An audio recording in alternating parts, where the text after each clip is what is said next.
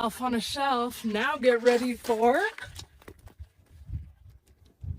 What do you think it is? Mills on the tilt, 9 if you combine. Man, fuck all that. Her forehead is big as fuck. You gotta catch this straight. That's tough. You should have worn this. I mean, you wanted to go there, so I'm gonna go. Wait, there. so hold on. So if your family is so successful, then wait, do your parents even like you? Yeah, they love me. You like they're like radiologists and like dentists and shit. And they got a tree just showing their tits everywhere. There's no way you're not a disappointment. No, that one there was a violation. So I'm trying to bring you guys to Jesus. What's it gonna take? I don't think I'm not gonna get it. Stop the cap.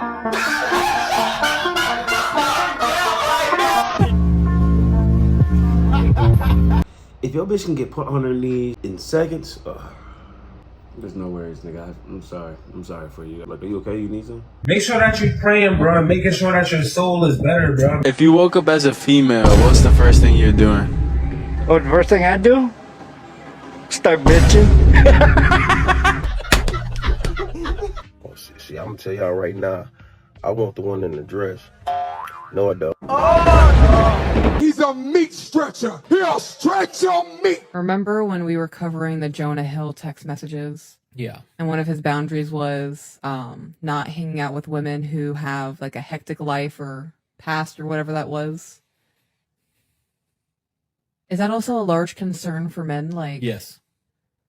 bad friend groups? Yeah. Who egg on and he'll never know. Right. That's mob mentality. Wow. And any intelligent man will absolutely have a problem with that. Yeah. You see, we talked about this the other night. Whenever there's a protest happening and things are peaceful and there's no instigators, it will remain peaceful. Yeah. The moment somebody decides to overstep that peaceful boundary and throw something, it's chaos. All hell breaks loose because if one person does it, they're all doing it. Right. So if you get a group of women together and you have 2 married women and a group of 5 and three single women, by the end of that night, those 2 married women are overstepping boundaries that should not be overstepped. I guarantee it. Even if it's simply flirting. Because they're doing it. They're having a good night. I want to have that kind of attention. Right. I've had a couple of drinks and feel a little loose now. Like, I know I'm going to go home to my husband. What's a little fun? I'm not going to do anything. Just saying it's a little fun. Right. And then the drinks start coming out a little bit more. And then the men's buying the drinks. And I if a man's buying you drinks and you're married, that's a fucking problem. You're cheating. You should not allow that to happen. I would send that shit away. Yeah. Yeah, be like, no, I'm good. But he paid for it. Give it to somebody else. Yeah. Baby, you smart. You very smart. Now, I'm all about having fun, especially if you feel me, as a human being, you should be able to experience certain shit. But if you married, like, why do single shit? Do that shit be making sense? Like, why go out without your husband? Let alone, why go out with a bunch of hoes? Because one thing about it, monkey see, monkey do. And best believe your monkey will jump for the right nigga.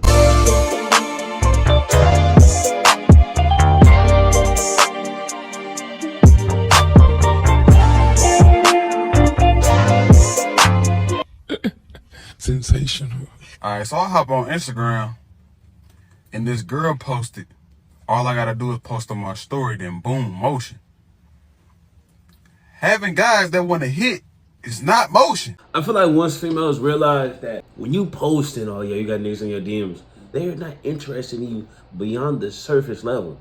All they want really is what you're displaying on the social. Niggas is not worried about what you got going on 2 weeks from now. Let me beat her down right quick and get on my merry way. And that's why they be in your DM. They trying to see who easy, who not. Usually I like a challenge though, you feel me? If a bitch give me a little hard arm, ooh wee, I'm coming. Everybody knows these hoes ain't loyal.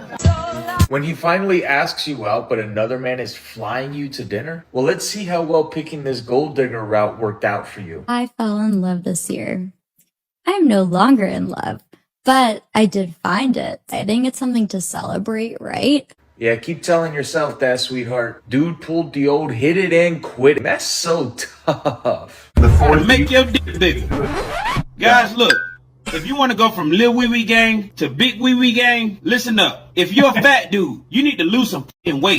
But every 35 pounds you shed, you get 1 inch of dick. That's a good trade-off. Check with your insurance company and see if they provide coverage for a dick transplant. And then break your dick at work. You'll get a new penis as workman's comp. Or tie a string to your dick. and tie the other end of the string to a vehicle. And when the driver come down and get in the car, point a gun at them and scream. When they drive off, watch that dick grow. Or use a fist pump. But have fun with it. If you got a serious look in your face while you pumping your dick, it looks creepy. Game is game. Okay.